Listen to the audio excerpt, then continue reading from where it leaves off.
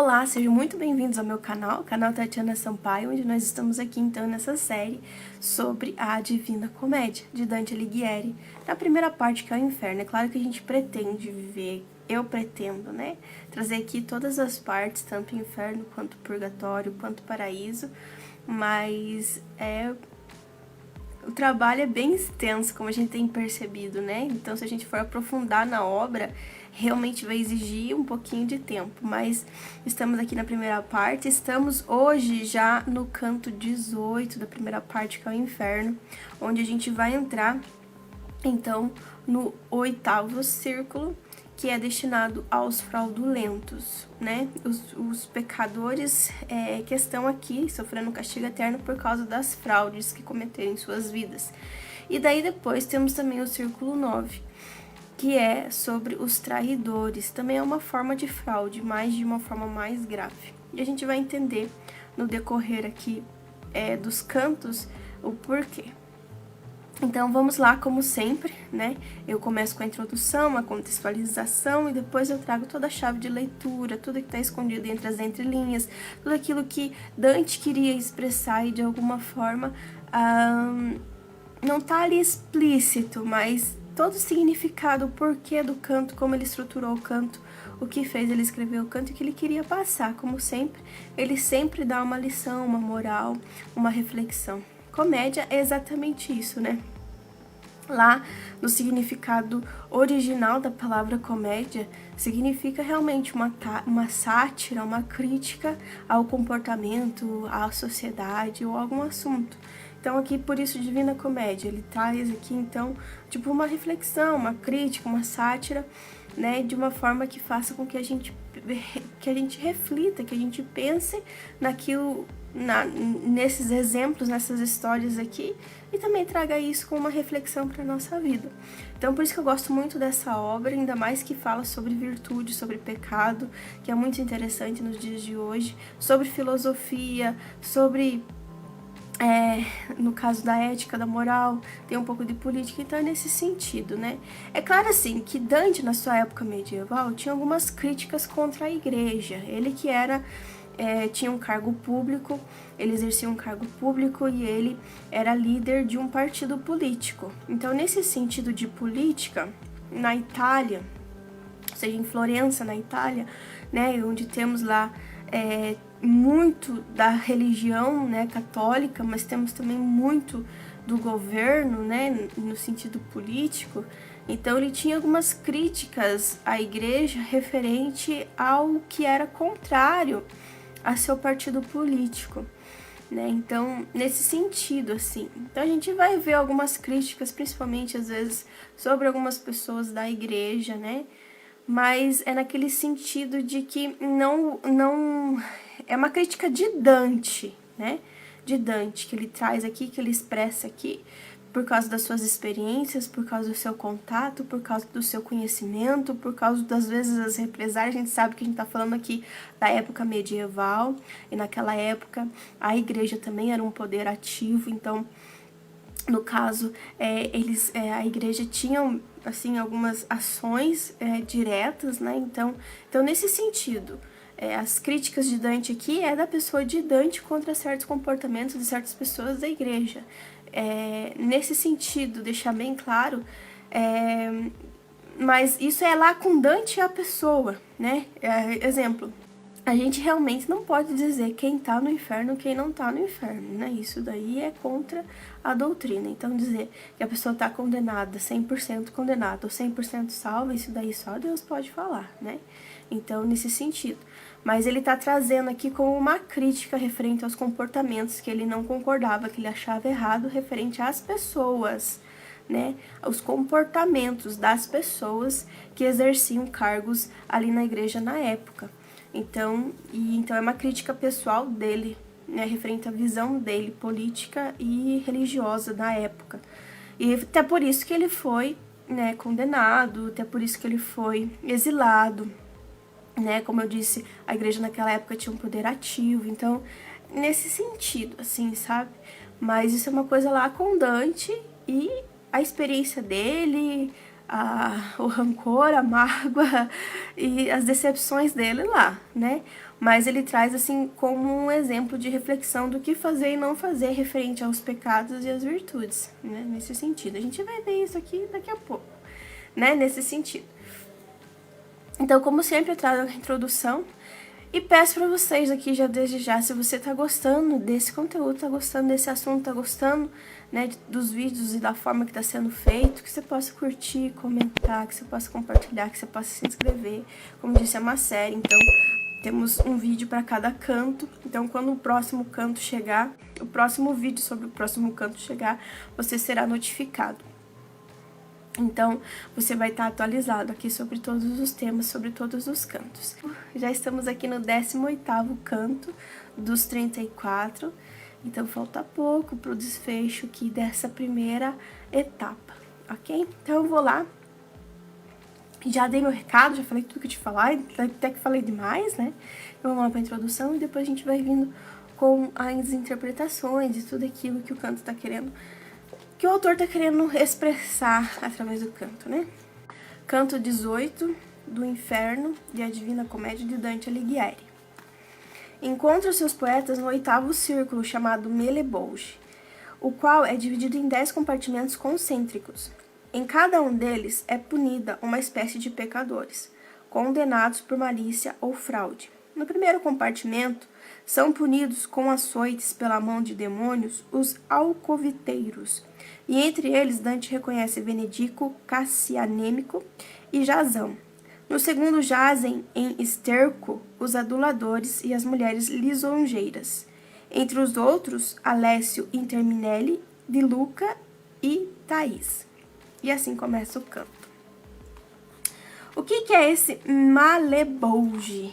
Esse Malebolge é um grande círculo. A estrutura é mais ou menos isso. É um grande círculo com valas que vão afunilando, que vão descendo. Então, essa grande vala, né, ele é separado em 10 outras valas, ou seja, um círculo com seus 10 subcírculos. E de uma vala para outra, existe uma decaída, ou seja, da primeira para a segunda, na terceira, tem uma caída, vamos dizer, uma descida. E essa descida tem uma ponte para chegar na outra vala. E são valas mesmo, né? E que vão descendo, né? De acordo com cada pecado. E depois, lá no último, ou seja, no 10º círculo, do 8º círculo, o 10º subcírculo do 8º círculo, tem um fosso que joga as pessoas, então, para o 9º círculo, que é dos traidores, ok? Então, aqui nós estamos adentrando nesse Malebolge, que é esse 8º círculo, onde está todos os fraudulentos, né, de acordo com seus pecados separados em 10 subcírculos. E aqui começa, então, essa viagem por mais esse círculo, que é um pouco longa. Então, eles chegam ali nesse Malebolge, e o primeiro círculo, a primeira vala que eles encontram, ali no início, é a vala dos rufiões e dos sedutores. Essa é a primeira vala. Tem um grupo de almas que estão indo para uma direção nessa vala e estão sendo chicoteadas violentamente por demônios chifrudos, sendo levadas, por mais que caiam, eles levantam, eles não podem perder o passo e eles são açoitados violentamente por aqueles demônios chifrudos. Eles estão indo para aquele lado. E do outro lado está vindo um outro grupo do lado contrário, né, no sentido contrário, também sofrendo da mesma forma. Aqui então são os rufiões e os sedutores, ok? Então os rufiões são aqueles que se aproveitaram das paixões dos outros e utilizaram das paixões dos outros para tirar um benefício próprio, ok? Os sedutores são aqueles que seduziram alguém para também ter algum benefício próprio, alguma vantagem própria, algum bem, né, para ele mesmo. Os sedutores aqui, então, eu posso dizer que são aquelas pessoas que seduziram as outras pessoas para conseguir alguma coisa, para ter alguma coisa em troca, para vantagem própria, né, benefício próprio, né, e depois que aquilo que alcançaram, que conseguiram, então acabaram deixando essas pessoas, às vezes, de uma situação muito horrível, ou, né, e etc. Então, nesse sentido. O primeiro exemplo dos rufiões é Benedicto. Ele se utilizou da paixão do senhor Este, do Deste, pela sua irmã Gisobela, e em favores dele alcançar ali a ter a sua irmã, ele pediu alguns favores para esse conde, para esse Marquês de Este, sei lá. Marquês de Este. Então, ele vendeu a irmã, praticamente, para esse Marquês de Este para conseguir aquilo que ele queria. Olha só. Então, esse é o rufião. E aqui um exemplo de sedutor é o Jasão. E aqui entra, então, a história de Jasão como sedutor. Jasão foi um príncipe da Grécia na mitologia grega. Para ter direito ao trono, ele foi enviado para conquistar e retomar o Velocino de Ouro. Essa foi a promessa do seu tio, então, para dar o trono. E ele vai atrás desse Velocino. E ele consegue chegar na cidade onde está o rei e tudo mais, e ele consegue auxílio da filha do rei para conseguir esse Velocino. A Medeia, ela era uma feiticeira, ela fazia feitiços para ajudar Jasão, porque ela era apaixonada por Jasão, ela se apaixonou por Jasão. Então, sempre quando ele precisava, ela ajudava ele fazendo alguns feitiços e tudo mais, porque era apaixonado por ele. Depois que ele conseguiu tudo que ele queria, ele simplesmente foi embora, deixando Medeia com sua paixão, ou seja, foi totalmente ingrato com Medeia. Foi para a cidade de Corinto, lá casou com a filha do rei daquela cidade lá. E também enganou aquela menina lá, né, no caso Esfile. Então ele tá aqui sofrendo, Jasão está aqui sofrendo, porque ele enganou tanto Esfile quanto Medeia e usou da sua sedução, né? Então aqui tá a fraude, a sua sedução. Então, como ele levava as pessoas a fazerem coisas por eles, ou para, em troca de favores, utilizava as outras pessoas, aqui eles são totalmente coordenados e comandados e tem que ser obediente aos demônios. Então, os demônios, eles têm que fazer aquilo que os demônios mandam, assim como eles usaram ali da sua arte, da sua sedução, da sua estratégia ali, para fazer as pessoas fazerem aquilo que eles queriam. E aqui eles são, ao mesmo tempo, chicoteados violentamente, sofrendo então uma violência, né, de muita dor. Então esse é o castigo. Os rufiões estão indo para um lado e os sedutores para outro, mas na mesma vala.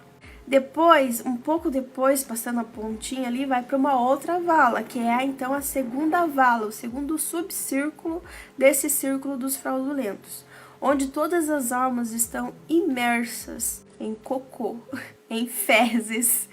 Eles estão imersos em fezes, podres, fedidas, nojentas. E aqui, então, eles encontram os aduladores e os lisonjeadores. A diferença aqui dos aduladores e dos lisonjeadores é que eles tiraram proveito das pessoas no sentido dos seus medos e dos seus desejos. E aqui a gente entende um pouco melhor sobre isso, sobre o castigo e o pecado aqui, com dois exemplos. O Alessio Interminei de Luca e a prostituta Thais. Aqui eles usam, né, a sua estratégia, a sua arma é a linguagem fraudulenta, enganosa, né, de prometer algumas coisas, ou de levar algumas pessoas a fazerem algumas coisas. Então, nesse sentido, é a linguagem propriamente dita. E os raciocínios, né? Os raciocínios mentirosos e falsos, fazendo as pessoas acreditarem, né, naquele sentido. Os sedutores, os rufiões, usam das paixões dos outros, né, de uma forma assim, sem pudor, né, nesse sentido, sem escrúpulos, para controlar eles, para que eles alcancem aquilo que eles querem, né, para que eles em benefício próprio. Já que os aduladores e os lisonjeiros usam da lábia ou de raciocínio falsos para que as outras pessoas acreditem neles e assim eles também conquistem aquilo que eles queriam. Então, vamos dizer assim, que aqui, do 8º ao 9º círculo, são referente à fraude e à traição. E é um pecado específico do ser humano, porque são pecados que se utilizam principalmente, primeiramente, da razão, do raciocínio, da inteligência, ou seja, tem uma estratégia, tem ali um pensamento, tem ali algo ali referido, algo ali ligado ao raciocínio, a razão, a inteligência, a capacidade nossa do ser humano, porque só nós somos seres racionais, né? Então, por isso que são os mais graves, e é por isso que esses aqui estão aqui. E como já disse, os lisonjeiros e os aduladores, eles estão aqui porque eles usaram de forma fraudulenta a linguagem e também raciocínios falsos para tirar proveito dos medos e dos desejos, também paixões dos outros. É nesse sentido. Como eu falei, aqui tem 2 exemplos. Aqui tá Alessio. Alessio tá aqui porque ele enganou as pessoas por causa da sua língua perversa. Ele mesmo fala para Dante isso. Eu estou aqui porque enganei os outros com a minha língua perversa. E aqui, nesse sentido, ele fazia parte do partido político dos Guelfos. Então, ele enganou as pessoas nesse sentido da política ali. E por isso que paga ali nesse vale cheio de fezes, né? Horrível. E a outra é a prostituta Thaís. Ela faz parte da obra, Dante tira ela da obra literária, O Eunuco, né, do poeta Terêncio. E aqui, então, como eu disse, usam da sua linguagem, do seu raciocínio falso, para se utilizar tanto do medo quanto do desejo. Então, aqui um político e uma prostituta, para representar esse pecado. Até Dante fala assim no final, tá vendo aquela mulher que fica se coçando de uma forma asquerosa, porque está num monte de fezes, né? Então deve ser terrível isso. Então ele fala isso, essa é a prostituta Thaís, né? E aqui Dante traz essas pessoas como exemplo para explicar esse pecado, esses pecados, né? Que são os rufiões, os sedutores, também os aduladores e os lisonjeiros, para explicar a raiz e esse pecado de uma forma mais ampla, com os exemplos de suas vidas, né, tanto fictícias como reais, e também para, no caso, explicar ali o contexto do inferno, seus castigos e os demônios ali e o pecado em si. É nesse sentido que é o primeiro círculo. O primeiro e o segundo subcírculo do 8º círculo que Dante apresenta aqui, então, neste canto 18. E aí eles continuam mais para baixo, né, nessa vala e nessas valas, e vendo mais e mais pecadores com seus pecados e seus castigos. Porque os aduladores e os lisonjeadores estão aqui imersos num monte de fezes, podres, fedidas, fétidas, né? Por causa da imensa quantidade de fezes, de merda, que eles deixaram no mundo onde viviam. É nesse sentido o castigo deles aqui no inferno. Então é isso, esse é o canto 18, né? Onde nós estamos no começo do 8º círculo dos fraudulentos. E a gente aí vai continuar com os cantos e avançando até o fim desse círculo, que tem ainda mais 8 subcírculos, ok?